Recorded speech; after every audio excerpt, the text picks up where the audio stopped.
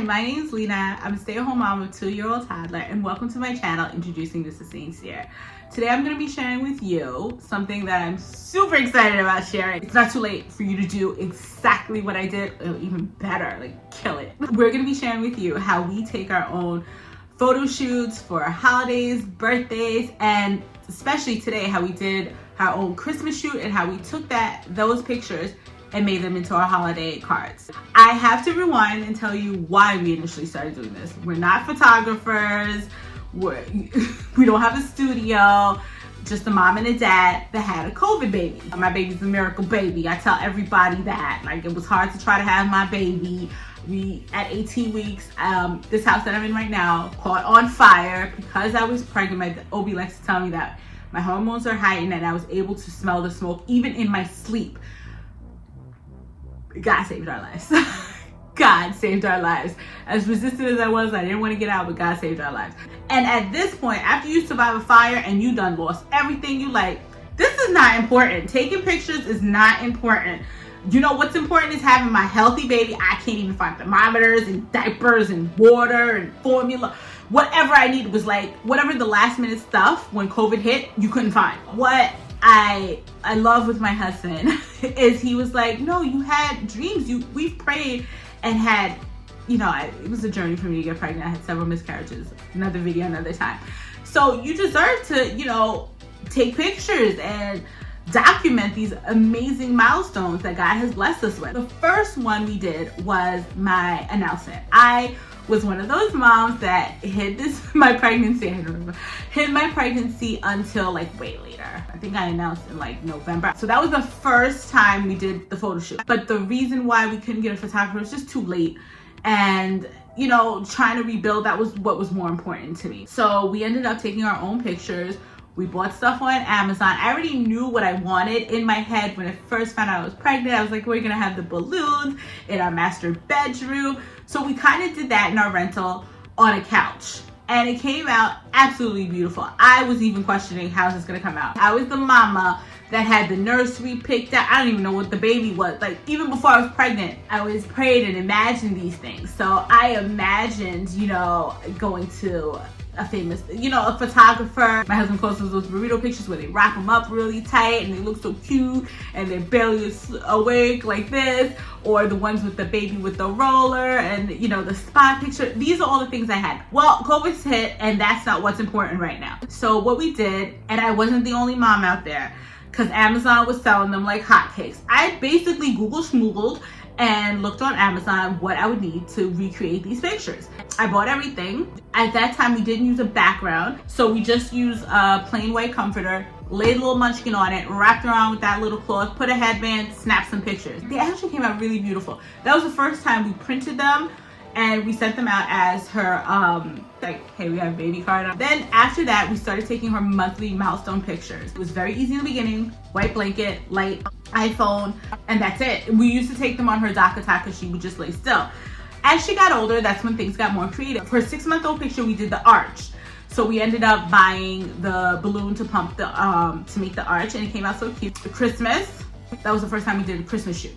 So what we did, and this is what we're building off of right now, that we would get a background, still this plain white comforter. She was sitting now. It wasn't like she was running too much. Fast forward to when she's 1 and she's getting up there, she's a toddler now. It's not the same. So we had to now incorporate something so the floor doesn't look uneven. That was something I noticed. So we didn't have to cut her up. First, we start with our little research. I do the outfits and I'm thinking of a background. I pick a couple on Amazon. My husband picks a couple and we literally sit there and X out and check out which one we want. Because it's not like when she was little where we can change backgrounds. It's not gonna happen. She doesn't have the time. I got a black toddler. I gotta do her hair, make sure her edges are laid. It's a lot to do. We pick out one background, lighting, everything's gonna be listed that we use. And we also, I did my research and noticed, because I want a full body shot now. It's not like when she was little, she would just snush her in a corner and have any plain background. So we also got a floor black backdrop. Now, after you purchase those things, lighting, you don't need a lot of lighting. You don't need to spend a lot of money on lighting. You don't need a camera, use your iPhone. You probably have the latest iPhone, use your iPhone. If it can take your baby's pictures to send to grandma and grandpa, it can take the card pictures. And before this even comes, I'm starting to go to HomeGoods and Target and just think of what I'd like. So I started early, and then once the backdrop came, I also got a steamer. If you don't have money for a steamer, you don't have to buy it. It made my husband did the setup this year. It made his life easier. But what we used to do is just iron the back of the backdrop, just iron the back of it, and then it takes out the creases. Or some people I've heard let it sit out in the sun. I have not tried that, and I'm not too comfortable with trying that because I never buy an expensive backdrop. So that's something else you can do. The level of how much you want to spend is up to you. Now the backdrop's here. We've seen how it looks. We've seen the floor drop. We head over to HomeGoods and Target and pick out home decor or props. Try to think of something that you probably reuse or you like. Pick a backdrop you'll like. So everything you like, you love already. She's so into Snowman. So we needed something that would catch her, that would be like something she would look at or play with or interact with. And then we also bought 2 forms of snow fillers. So we knew that was gonna be something that we're gonna throw at her. It's gonna get her hair messy, it's gonna do this. So we tried to do that towards the end, and she didn't like it, to be honest with you. In our head, it was the cutest thing. It's gonna look like snowfall. She was like, what is that you're throwing at me? So we bought the 2 snow things from Target, really inexpensive. I wanna say like $5 the most, if even. That's all we had for props.